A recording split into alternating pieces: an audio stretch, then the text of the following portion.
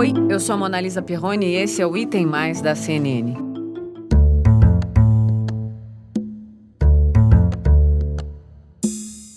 O presidente russo Vladimir Putin informou agora há pouco que o Ministério da Saúde do país aprovou a primeira vacina contra a Covid-19, desenvolvida pelo Instituto Gamaleya. Bom, sobre eficiência, o que a gente aguarda ainda são os dados e a revisão por outras publicações científicas. A informação que a gente tinha ainda é que essa aprovação ela já acontece antes, inclusive, da última fase dos testes clínicos. Então, obviamente, a gente precisa ter um pouco de cautela em relação à eficácia e segurança, já que esses últimos testes, inclusive, eram para determinar eficácia e segurança. O que a gente também sabe das últimas semanas é que os cientistas russos, eles alegam que o desenvolvimento dessa vacina ele foi mais rápido por se tratar de uma vacina modificada usada para outras doenças.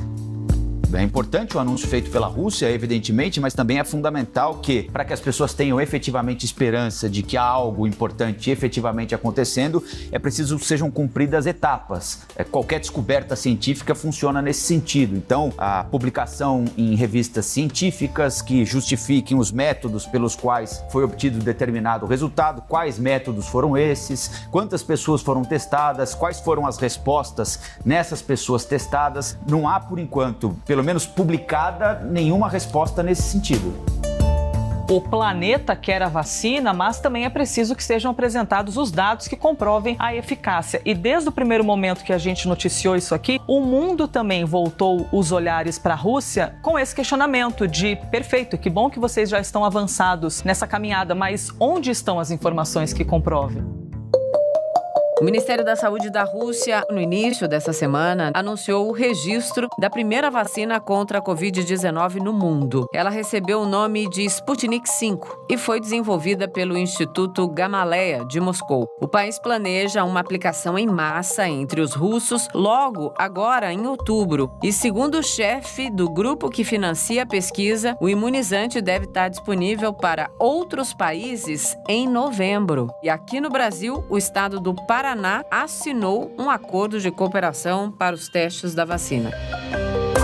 Num primeiro momento, a notícia é boa, né, gente? Mas ela veio com ressalvas, muitas ressalvas. Por quê? Porque a Rússia não divulgou nenhum dado das pesquisas e estudos que levaram à criação, então, dessa vacina. A Universidade de Oxford, por exemplo, e os laboratórios Sinovac e Moderna divulgam todos os dados dos testes que estão sendo realizados já há algum tempo. E é através dessas informações que a comunidade científica de todo o mundo consegue, então, acompanhar e questionar esses trabalhos.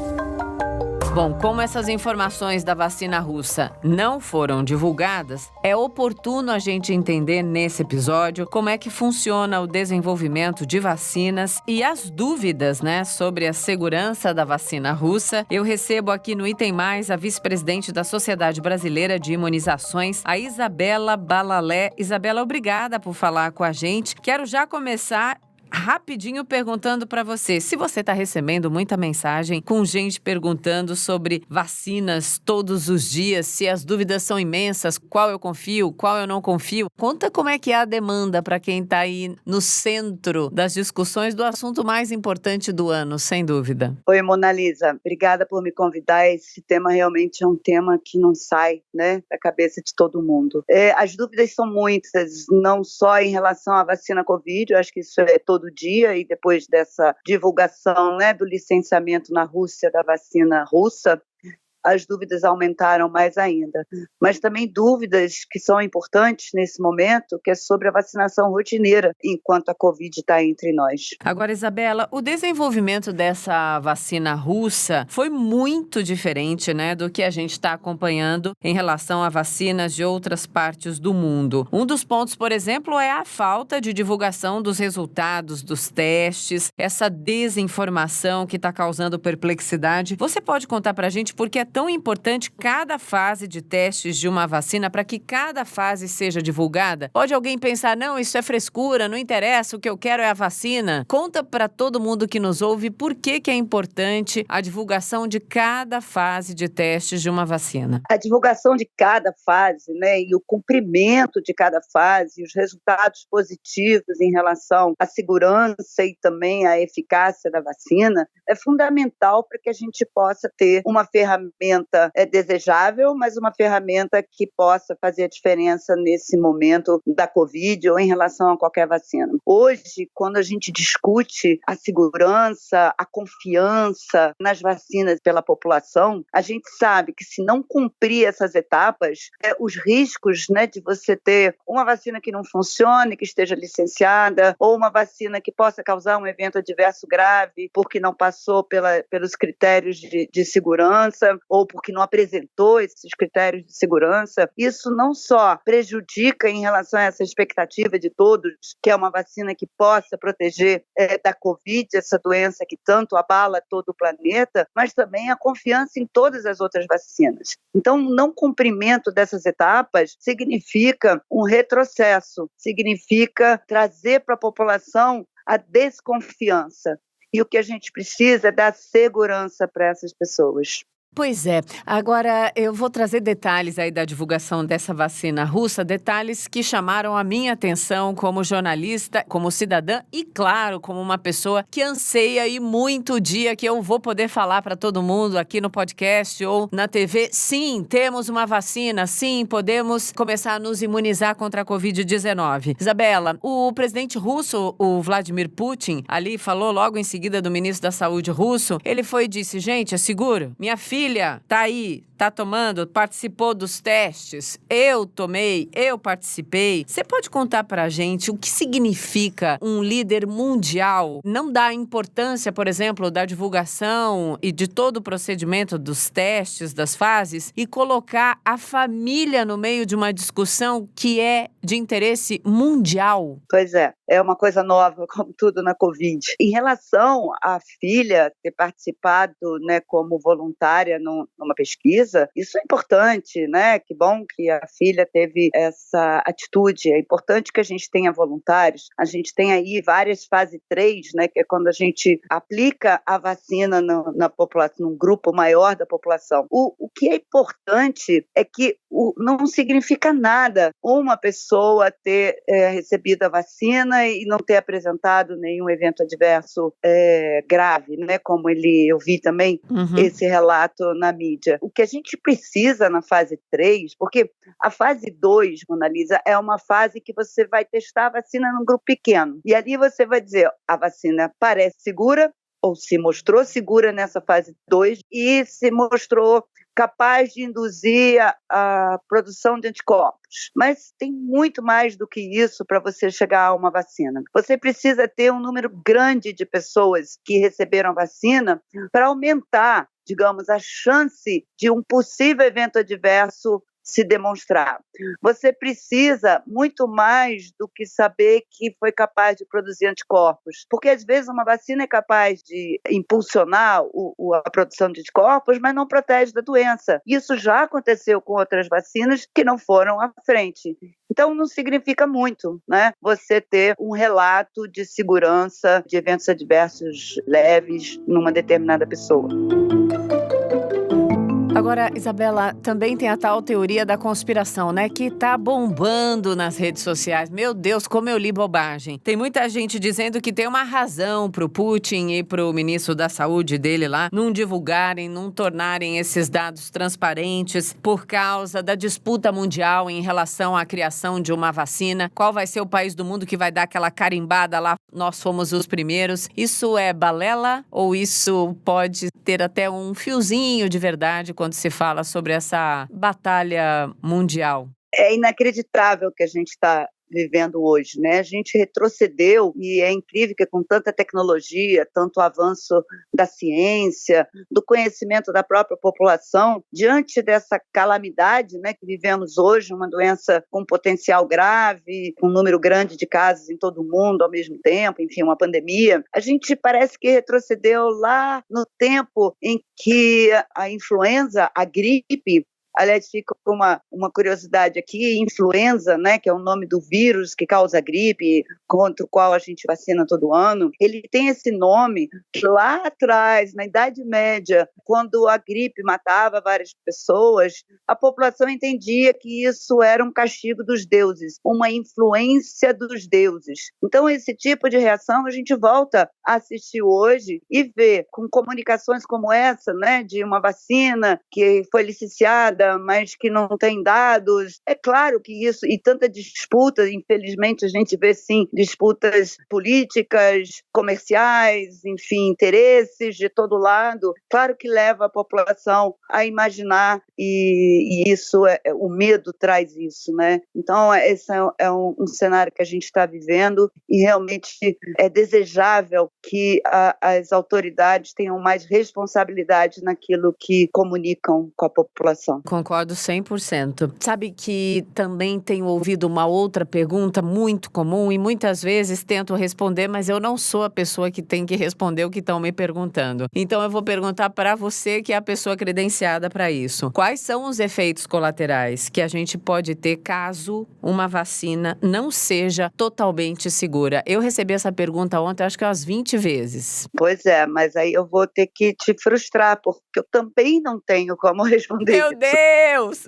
Porque, assim, para a gente responder isso, a gente precisa entender a fase 1, a fase 2, a vacina, o que aconteceu em termos de fase 2. A gente precisa de dados científicos. Não seria responsável da minha parte arriscar um ou outro evento. Uhum. E, teoricamente, assim, baseado na tecnologia que está sendo usada, a gente não espera eventos adversos graves. Uhum. Mas isso não seria responsável de eu responder, porque eu preciso, para cada situação, para cada vacina, eu preciso de respostas daquela fase 1, daquela fase 2, daquela fase 3, para realmente poder dizer quais seriam os riscos. E mesmo assim, mesmo conhecendo o resultado de fase 2, sem uma fase 3 robusta, eu continuo sem responder essa pergunta que você me fez. Como eu amo falar com gente responsável. Receber um não embasado na responsabilidade não dói, pelo contrário, dá confiança de continuar perseguindo aí na procura de informações, e é isso que falta muitas vezes de lideranças que estão derrapando, para ser bem polida em relação às informações sobre a pandemia, ou sobre os tratamentos, ou sobre o isolamento, enfim, a lista aí seria enorme dos fatores com os quais a gente vê autoridades derrapando no mundo inteiro. Isabela, vamos continuar nesse papo falando sobre a Organização Mundial da Saúde. A Rússia, provavelmente, né, a vacina com aprovação, ela vai ser aplicada ali no território russo. É bom lembrar que não vale para o mundo inteiro. Tem muita gente dizendo que se está registrada lá, já vem para cá, tá tudo certo, temos a vacina. Agora, em relação à Organização Mundial da Saúde, a OMS já disse que não vai recomendar, sem, claro, conhecer os resultados ali de todas as fases dos ensaios clínicos. Qual é o impacto de uma possível não recomendação? E a OMS pode impedir que outros países importem doses da vacina russa, Isabela? Pois é, a resposta da OMS é uma resposta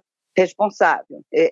Não é sim nem não. Eu preciso conhecer os dados, eu preciso conhecer os resultados. A OMS, ela tem esse papel, né, no mundo. Em relação às vacinas, ela pré-qualifica as vacinas e, com isso, ela orienta os países quanto às vacinas que foram verificadas pela Organização Mundial de Saúde, pelos experts da Organização Mundial de Saúde. Existem protocolos rigorosos para essas avaliações, mas você me perguntou, a Organização Mundial de Saúde pode proibir ou impedir que países venham a usar uma ou outra vacina? Não, é uma recomendação. Cada país tem a sua autoridade, né, de vigilância, Sim. autoridade como nós temos aqui a Anvisa.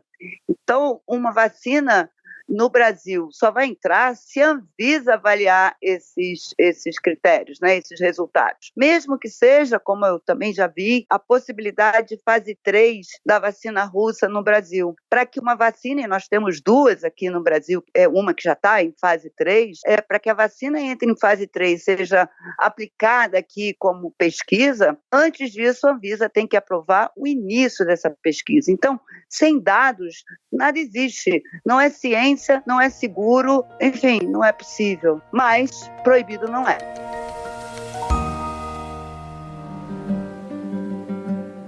Para aproveitar a sua coerência nesse papo que a gente está tendo, está sendo tão esclarecedor. Eu quero te fazer também uma outra pergunta que eu acredito que também é o anseio de muita gente. Muita gente nos Estados Unidos está dizendo que não vai tomar uma vacina, uma possível vacina contra a Covid, independentemente de onde vem essa vacina. Eu não estou me referindo à vacina russa. Vale lembrar que a maior parte das vacinas que estão em desenvolvimento tem resultados bem promissores, né? A negação, o negacionismo para a vacina é uma outra armadilha que a gente tem que fugir dela nesse momento, né, Isabela? Sem dúvida. Ainda bem que você está achando minhas respostas esclarecedoras, porque são muitas dúvidas, Sim. Né?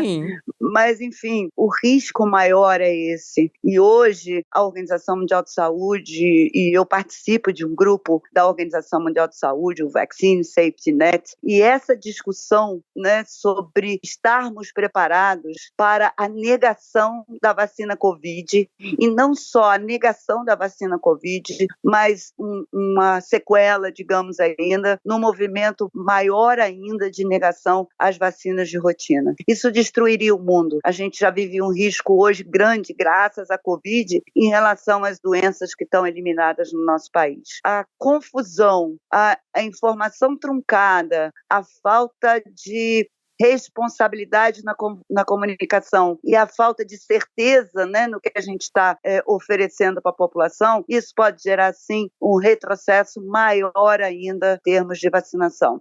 Portanto, todos nós já estamos trabalhando no sentido de garantir a segurança da população através da comunicação transparente, da comunicação baseada na ciência, em resultados, para que a vacina Covid, quando chegar, e aqui chegar, nem todas, não vão chegar todas ao mesmo tempo, teremos realidades diferentes e a população precisa disso.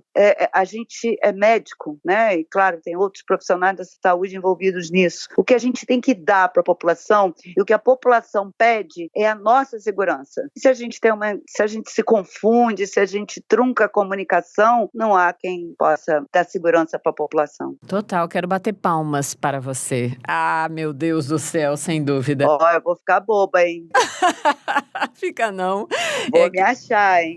Pode se achar, você é demais. Eu tenho um mantra que eu repito em quase 3 décadas de profissão, de jornalismo. Informação é proteção, sim, em qualquer área da nossa vida. Sem dúvida. E eu sou daquelas que realmente acreditam no poder do conhecimento. Ele é libertador. E a comunicação tem que ser coerente. Porque quando ela não é coerente, ela gera dúvidas, ela gera, como você falou, né, as teorias de conspiração. É isso que acontecia na Idade Média. Era a falta de informação e, portanto, o direito de imaginar o que a gente queria. O que está acontecendo agora, né? Que a gente voltou a imaginar o que a gente quer. Exatamente. Isabela, obrigada, tá, pelo papo. Isabela Balalé, vice-presidente da Sociedade Brasileira de Imunizações. Venha mais vezes conversar com a gente aqui, adorei. Super adorei também. E a hora que você quiser, a gente pode bater um papo. Obrigada, querida. Um beijo. Até a próxima. Beijo. É isso, ainda existem muitas perguntas a serem respondidas sobre essa vacina do Instituto Gamaleya e a gente continua acompanhando o assunto. Nessa semana, a gente recebeu a notícia, então, de que o governo do Paraná assinou um acordo para a fabricação da vacina russa aqui no Brasil. A nossa repórter, a Yara Madioni, que está acompanhando de pertinho essa história, mandou um áudio de Curitiba pra gente contando em que pé tá essa história.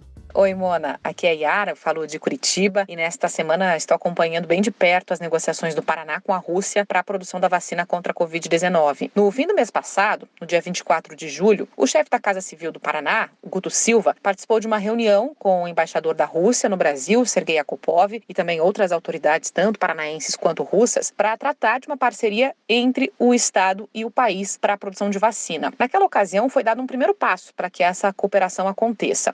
No dia 11 de agosto, a Rússia, como vocês têm falado, anunciou que registrou a primeira vacina contra a Covid-19 do mundo. Com isso, uma reunião ficou marcada para a tarde do dia 12 entre o governador do Paraná, Ratinho Júnior, outras autoridades do estado e, novamente, o embaixador russo, Sergei Akopov. O estado, o governo, garante que o Tecpar tem, sim, toda a capacidade para produzir essa imunização. Só que para que isso aconteça, não basta a vontade do governo russo nem do governo paranaense. É preciso que a Anvisa, que é a Agência Nacional de Vigilância Sanitária, e também o Comitê Nacional de Ética em Pesquisa, aprovem todos os pormenores desse contrato e aprovem, de fato, a produção da vacina. Então, mesmo depois da assinatura dessa parceria, ainda há um longo caminho de avaliações e autorizações a ser percorrido para que a produção possa acontecer, de fato, no estado paranaense. No dia da gravação desse episódio, o governo paranaense e a embaixada russa no Brasil se reuniram para discutir os detalhes dessa parceria. A Yara acompanhou o resultado desse encontro e também mandou um outro áudio para a gente, atualizando a situação. Na tarde desta quarta-feira, um memorando de entendimento foi assinado entre o governo do Paraná e a Rússia. O objetivo desse documento é estabelecer uma parceria entre os dois governos para a transferência de tecnologia para a produção de vacina e também para a testagem de vacina contra a Covid-19 em território paranaense. O Brasil deve participar dessa testagem, no caso especificamente o Paraná. Só que isso não tem data para acontecer porque nem houve formalização oficial sobre isso. Agora, uma força-tarefa foi montada com representantes do governo paranaense e do governo russo e um protocolo de pesquisa e validação precisa ser aprovado pela Anvisa, Agência Nacional de Vigilância Sanitária, e também pelo Comitê Nacional de Ética em Pesquisa do Ministério da Saúde. Então, tem que ter o aval desses órgãos para que tudo possa acontecer. Se a testagem for feita mesmo em território nacional, no Paraná, o Tecpar, Instituto de Tecnologia do Paraná, que está à frente de todo esse trabalho, afirma que, no primeiro momento, vão ser voluntários para receber essa vacina os profissionais de saúde que têm contato direto com o Covid-19, com pacientes que estão com a doença, e também aquelas pessoas que fazem parte do grupo de risco para a Covid-19. Sobre a produção da vacina, sobre quando isso deve acontecer, ainda também é necessária toda a aprovação da Anvisa e do Comitê de Ética em Pesquisa, mas os cenários mais otimistas apontam que só para o segundo semestre do ano que vem é que isso deve de fato acontecer. E é importante ressaltar um ponto que foi tocado também por representantes do governo do Paraná, que diz respeito à testagem. Dizem as autoridades que essa testagem da fase 3 só acontece se a Rússia comprovar que testou essa vacina nas fases 1 e 2 e que essas fases apresentaram resultados positivos. Caso isso não aconteça, não seja possível comprovar todos esses processos, a testagem no Paraná também não acontece. É claro, né? O mundo todo sonha, anseia, está esperando, aguarda com toda a intensidade uma vacina, mas é essencial que ela seja segura. A gente fica então na torcida para que a imunização possa chegar às pessoas de todo o mundo. É isso, amanhã a gente se vê? Não, amanhã a gente se ouve. E que bom que a gente se ouve sempre. Até.